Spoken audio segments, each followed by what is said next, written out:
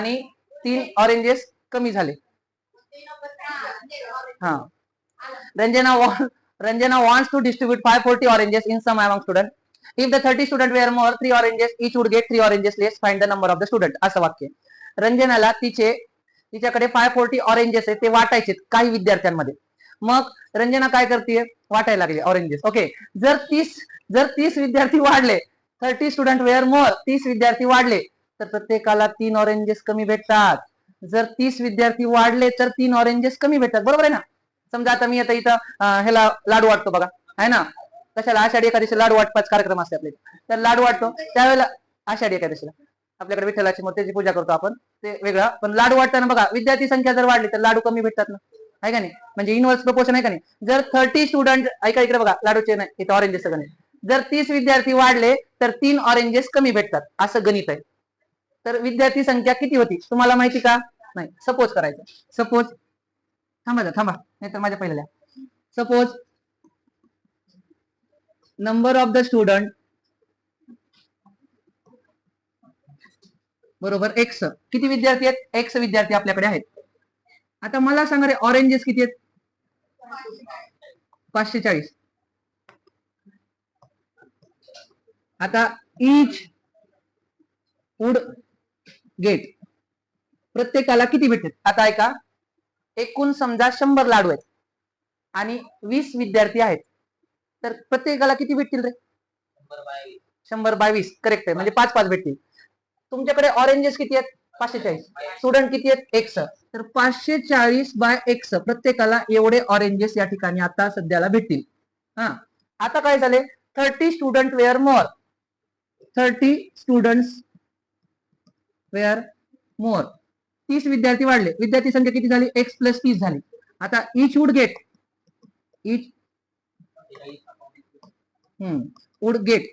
प्रत्येकाला किती भेटेल? 540/x + 30. अपॉन x + 30 का घेतलं? तर 30 विद्यार्थी वाढले ना. आता ऐका, पहिल्यांदा किती ऑरेंजेस भेटत होते? 540/x. नंतर किती भेटले? 540/x + 30. आता काय झाले, विद्यार्थी संख्या वाढल्यामुळे प्रत्येकाला 3 ऑरेंजेस कमी भेटले. इच वुड गेट 3 ऑरेंजेस लेस. वाक्य कसं आहे? इच वुड गेट 3 ऑरेंजेस लेस, प्रत्येकाला 3 ऑरेंजेस कमी भेटायला लागलेत. मग बाय कंडिशन आपल्याला कसं मांडता येते बघा. आता थांब, एवढे अगोदरच्या पेक्षा 3 कमी भेटले, साधं गणित.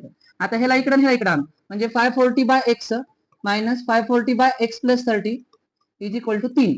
आता इथं 540 खालको करायचं, पहिलं 540 कॉमन काढू. आपण एक असलं गणित केलं बघा त्या प्रतीकच्या गणितामध्ये, 1/x - 1/x + 30 बरोबर 3. आता 540 ला आपण तिकडे पाठवू, 1/x 1/x + 30 बरोबर 3/540. मान्य?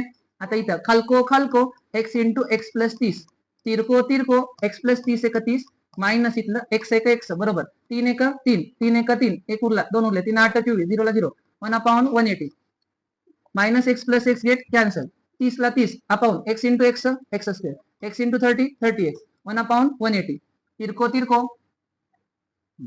आता तिरको x² × 30x बरोबर 30 × 180 x² + 30x x² + 30x.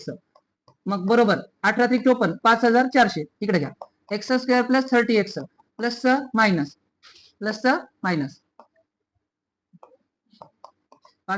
= 0. 5400 चे असे फॅक्टर ज्यांचं सबट्रॅक्शन 30 असेल. आता 54 एक संख्या आहे, आपण गणित शिकले. 54 कधी येते? 9 × 54 9 × 54 फक्त 0 0 लावा. 90 आणि 60 9 × 54 5400. 90 मधून 60 गेले 30 उरतात.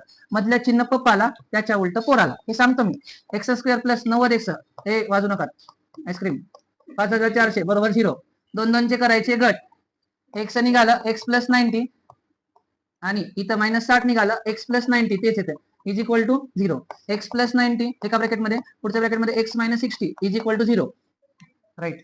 x = -90 आणि x = +60. मायनस कधी स्टुडंट नसतात. Number of the student x बरोबर 60.